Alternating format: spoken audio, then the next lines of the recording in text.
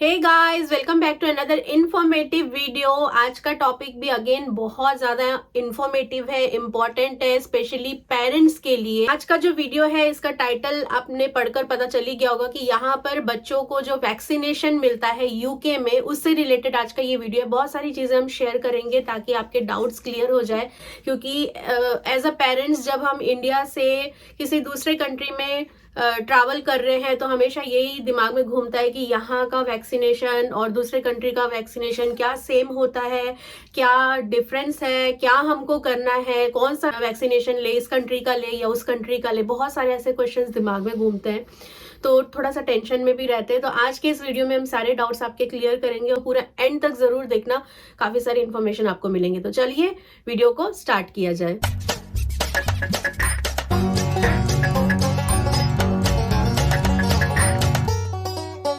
So guys, जब जलीशा को लेके हमने ट्रैवल किया था तब जलीशा अराउंड 18 मंथ्स की थी। तब तक का 18 मंथ्स तक का जो भी वैक्सीनेशन है वो तो सब हम इंडिया में ही करवाए थे। और उसके बाद जब हम लोग यहाँ पे आ गए थे तो यहाँ पे आने के बाद हमने डॉक्टर से कंसल्ट किया था, एनएचएस में जाके कंसल्ट किया था। उसका जो भी रिकॉर्ड बुक है वैक्सीनेशन वाला, तो वो जाके हमने वहाँ पे शो किया था कि ये है बेबी का रिकॉर्ड बुक और आप चेक करके बता दो कि कुछ वैक्सीनेशन यहाँ के हिसाब से, इस कंट्री के हिसाब से उसको देने हैं कि नहीं है। तो हम आपको सजेस्ट करेंगे कि आप भी जब भी इस कंट्री में आ रहे हो तो आप भी बच्चे का जो बेबी रिकॉर्ड बुक है वो जरूर कैरी करना। बेबी का जो भी मेडिकल हिस्ट्री है, मेडिकल डिटेल्स वगैरह है, कोई अगर मेडिसिन में है उसका प्रिस्क्रिप्शन, सब कुछ, मतलब एवरीथिंग जो भी मेडिकल रिलेटेड है सब कुछ कैरी करना। ये सारे जो है कैरी करना जरूरी इसलिए है ताकि जब आप यहाँ पे एनएचएस में जाओ उनके साथ ये सारी चीजें डिस्कस करो तो उनको एक आइडिया लग सके कि बेबी को कौन कौन सा वैक्सीनेशन ऑलरेडी आपने इंडिया में दिलाया है या फिर आप जिस भी कंट्री में हो वहां पे उसको बेबी को मिला हुआ है, तो उनको आइडिया लगना चाहिए। और उस हिसाब से वो आपको सजेस्ट करेंगे बेबी के एज के हिसाब से और उनका रिकॉर्ड बुक चेक करके बेबी का कि कौन सा वैक्सीनेशन अभी देना है या इन फ्यूचर अगर देना है तो सब कुछ। और एक चीज मैं और बता दूं, जैसे हमारे कंट्री में क्या होता है कि हमको ध्यान रखना पड़ता है सारी चीजें कि वैक्सीनेशन हमको बेबी को कौन से एज में कौन सा वैक्सीनेशन देना है। उस हिसाब से हम डॉक्टर से जाके अपॉइंटमेंट लेते हैं और उस हिसाब से हमारा ये हेडेक रहता है कि हमको ध्यान रखना है ताकि वैक्सीनेशन मिस ना हो जाए बस। बट इस कंट्री में जब भी आप आओगे यूके में और अगर आपने एक बार रजिस्टर कर दिया है एनएचएस में जाके, तो ये सारी चीज जो है आपको टेंशन लेने का कोई जरूरत नहीं है, क्योंकि यहाँ पे ये सारी चीजें एनएचएस हैंडल करता है। तो जब आप यहाँ पे आके एक बार रजिस्टर कर लोगे एनएचएस में, तो रजिस्टर होने के बाद सारा जो बेबी का रिकॉर्ड है, बच्चे का रिकॉर्ड है, वो सारा सब कुछ एनएचएस के पास होता है। और ये एनएचएस की जिम्मेदारी है कि वो सारा चीज टाइम टू टाइम चेक करे और वो अपने सिस्टम में उनके होता है। और जब भी जिस बच्चे का कोई वैक्सीनेशन ड्यू होता है तो एनएचएस आपको फोन करेगा और आपको बोलेगा कि आपके बच्चे का ये वैक्सीनेशन पेंडिंग है, तो आप अपॉइंटमेंट लो।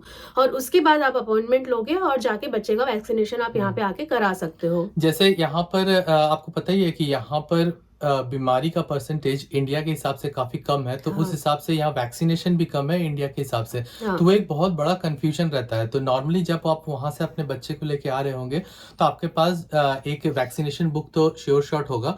तो जहां पर भी आप जिस एनएचएस में भी रजिस्टर करा रहे हैं उस एनएचएस में आगे पूरे फैमिली की रजिस्टर करा लें।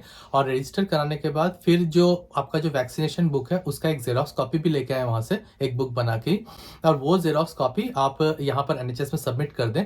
और उसके बाद फिर वो खुद ही बोलेंगी कि आप रिसेप्शन में जहां पर आप रजिस्टर करा रहे हैं वो खुद ही बोलेंगी कि हाँ, हमारी जो नर्स है वो इसको थोरो चेक करेगी। और चेक करने के बाद उसके बाद फिर वो आपको कॉल करेंगे और उसके बाद कॉल करके आपके साथ पूरा डिस्कस करेगी। और उसके बाद फिर जो भी वैक्सीनेशन यहाँ के हिसाब से, उस एज के हिसाब से उनको देना है वो डिस्कस कर लेंगे। अदरवाइज फिर वो अगर नहीं कर रहा है तो वो इमीडिएटली मना कर देंगे कि नहीं, अभी और वैक्सीनेशन देने की जरूरत नहीं है।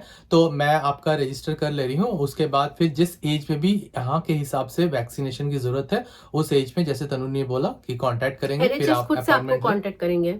हाँ, और जब हम लोग यहाँ पे आए थे तो जेलिशा का वैक्सीनेशन रिकॉर्ड बुक देखकर एनएचएस लिटरली बोल रहे थे कि बाप रे बाप, बेबी ओवर वैक्सीनेटेड है। क्योंकि हमारे कंट्री के हिसाब से बेबी को तो जो वैक्सीनेशन लगना है जेलिशा को वही सारे लगे थे, बट यहाँ के हिसाब से वो सारी चीजें ओवर वैक्सीनेटेड है बेबी, वैसा बोल रहे थे। बट मतलब हर कंट्री का अलग अलग सिस्टम है, तो हमारे कंट्री में जिस टाइप का जरूरी है वो बच्चे को दिलाना भी जरूरी है। और यहाँ पे जब आप आ रहे हो तो कंसल्ट कर लो, यहाँ के हिसाब से वो लोग डिसाइड करेंगे कि क्या देना है नहीं देना है।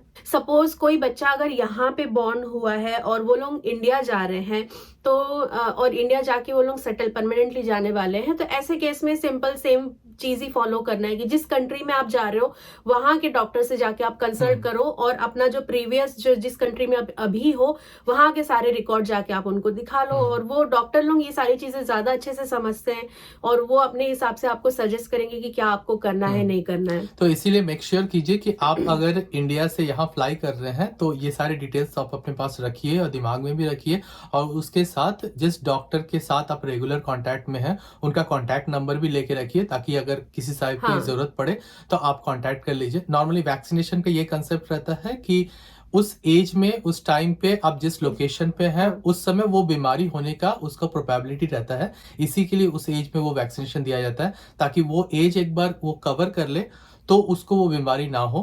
तो और नॉर्मली बाद में अगर उस एज में वो दूसरे कंट्री में है और वहां पर अगर उस एज में वो बीमारी नहीं होती है तो फिर वो वैक्सीनेशन की जरूरत नहीं है उसको। नेक्स्ट आते हैं पोलियो ड्रॉप पर। तो इंडिया में तो हम सबको पता है कि बच्चे को time to time polio drop जब भी आता है गवर्नमेंट की तरफ से तब भी दिलाना जरूरी होता है। तो हमने भी जेलिशा को जब हम लोग इंडिया में थे तो पोलियो ड्रॉप जब भी हम लोग जाते हैं वहां पे तो वहां पे दिला देते हैं। यहाँ इस कंट्री में जेलिशा को अभी तक कोई पोलियो ड्रॉप मिला नहीं है मेरे ख्याल से। इस कंट्री का हमको एक्चुअली मतलब कभी ऐसे सुने भी नहीं है कि किसी को पोलियो ड्रॉप मिला है। हो सकता है हमारे पास इन्फॉर्मेशन नहीं हो, बट एनएचएस की तरफ से भी कभी हमको ऐसा बोला नहीं गया है कि पोलियो ड्रॉप देना है। बट हम यही सजेस्ट करेंगे कि हर बच्चे का हेल्थ कंडीशन अलग अलग होता है, कौन से बच्चे को क्या है नहीं है पता नहीं, तो बेस्ट है कि आप ये सारा डिटेल कि देना है नहीं देना है। और जब हमने गूगल में भी चेक किया तो उसमें दिखा रहा है कि 2003 में आई थिंक यूके को पोलियो फ्री कंट्री डिक्लेयर कर दिया गया है। तो बेटर है कि ये सारे चीज जो है ना आप खुद से गूगल करना, खुद से थोड़ा सा सर्च करना। हो सकता है हम कुछ आपको गलत बोल दे या गलत इन्फॉर्मेशन दे दे, क्योंकि गलती हो ही सकती है सबसे। तो बेटर है कि आप खुद से भी चेक करना। हमारे हिसाब से जेलिशा को इस कंट्री में अभी तक कोई पोलियो ड्रॉप ऐसे दिया नहीं गया है, एनएचएस की तरफ से भी नहीं आया। जब हम लोग इंडिया में जाते थे थोड़े टाइम पहले तक, और उस टाइम पे अगर हम कोई वैक्सीनेशन वहां पे जेलिशा को दिला रहे हैं तो वो टाइम पे हम लोग पोलियो ड्रॉप उसको दे देते थे। बट लास्ट टाइम जब हम गए थे जेलिशा को लेके तो हमने नहीं दिलाया था, क्योंकि हम थोड़े कम मतलब थोड़े दिन के लिए ही गए थे, फिर हम लोग वापस आ गए थे, तो इसलिए हमने नहीं दिलाया था। तो आप ऐसा कर सकते हो कि इस कंट्री में हो तो आप यहाँ के डॉक्टर से कंसल्ट करो, उस कंट्री में हो तो आपका तो कोई एक डॉक्टर हो गई वहां बच्चे का, तो आप उससे जाके कंसल्ट कर सकते हो कि दिलाना जरूरी है या नहीं है।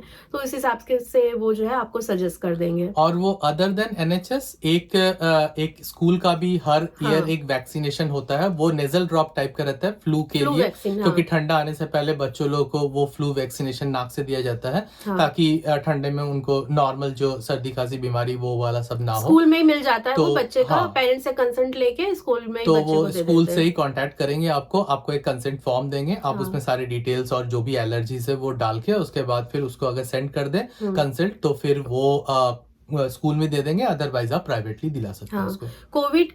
कोविड जब आया था तो उस टाइम पे जेलिशा अराउंड 3.5 ईयर 4 इयर्स की थी उस टाइम पे। तो उस टाइम पे उसको एक वैक्सीनेशन मिला था जब हम लोग ब्राइटन में रहते थे, और वहां से हमको एक रेड बुक दिया गया था। हर बच्चे का यहाँ पे एक रेड बुक होता है जिसमें सारा मेडिकल उसका हिस्ट्री जो है उसमें फीड होता है, मतलब उसमें सारा डिटेल्स रहता है बच्चे का, और साथ में उस रेड बुक में और भी बहुत सारी चीजें दी रहती है कि यहाँ पे क्या हेल्थ इशू, क्या किस तरीके से किस चीज को कैसे करना है, मतलब हेल्थ रिलेटेड मेडिकल रिलेटेड काफी कुछ रहता है रेड बुक में। बच्चे के इस एज के हिसाब से क्या चीज जरूरी है नहीं है, कुछ अगर उसमें बहुत सारे पेरेंटिंग टिप्स बहुत कुछ दिया रहता है। तो मेक श्योर कि आप जब भी इस कंट्री में आ रहे हो एनएचएस में जाके आप बच्चे का रेड बुक जरूर ले लेना। आपको मिल जाएगा वैसे तो अगर आप डिस्कस करोगे डॉक्टर से, तो उसी में सारा जो है ये सारा मेंटेन होता है। तो सपोज अगर आप यहाँ आने के बाद भी कोई दूसरी सिटी में जा रहे हो तो वो रेड बुक कैरी करना, मतलब वो रेड बुक जरूरी है कैरी करना, करना, जैसे कि हम इंडिया में भी बच्चे का एक मेडिकल वो रहता ही है, हर मेडिकल कार्ड रहता है, उसी टाइप का यहाँ पे रेड बुक को मेंटेन करते हैं। सो गाइस, यहाँ पे यूके में ना एज के हिसाब से वैक्सीनेशन होते हैं। हमारे कंट्री में जैसे बहुत ज़्यादा वैक्सीनेशन होते हैं क्योंकि वहाँ पे ज़रूरी भी है कंट्री के हिसाब से, वहाँ पे जो भी बीमारियाँ फैली हुई है उसके हिसाब से।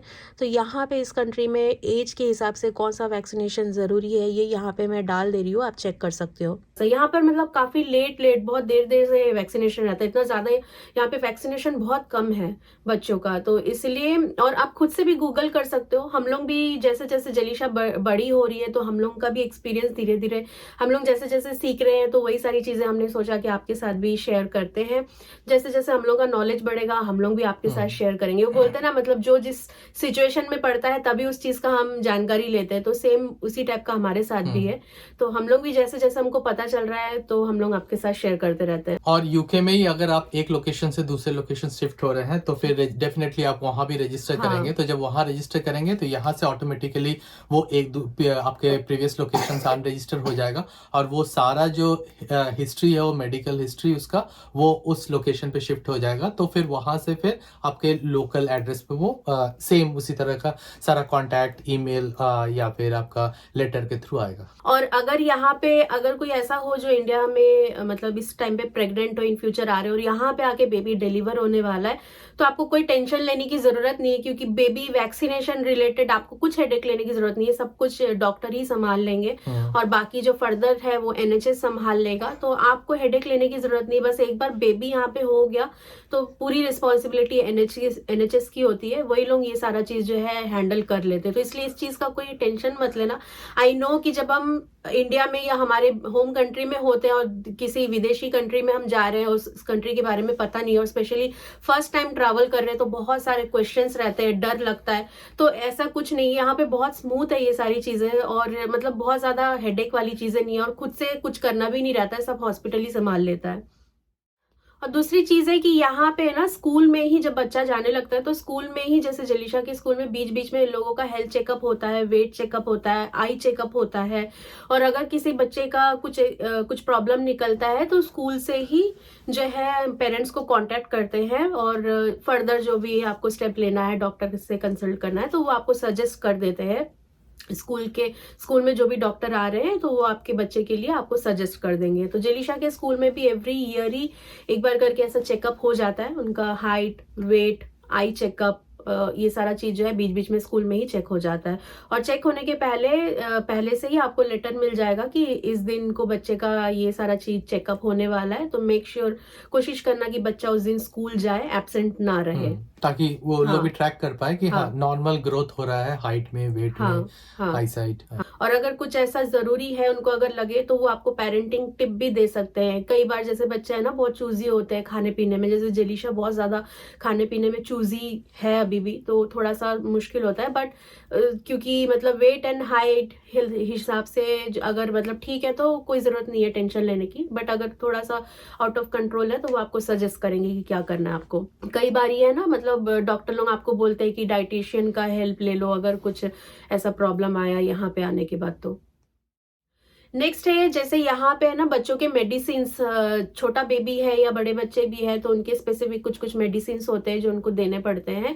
तो जब आप इंडिया से आ रहे हो तो बेटर है कि आप इंडिया से आते समय थोड़े मेडिसिन आप कैरी करो, जितना आप लेके आ सकते हो, डॉक्टर जितना सजेस्ट कर रहे हैं कि उस हिसाब से आप बच्चे का मेडिसिन जरूर कैरी करना, ये बहुत जरूरी है। हमने भी कैरी किया था, और अभी भी जब हम इंडिया जाते हैं तो वहाँ के कुछ मेडिसिन, स्पेशली जैसे होम्योपैथी वाले बच्चों को होम्योपैथी ज्यादा देते हैं हम लोग, तो वो मेडिसिन हम लोग कैरी करते हैं।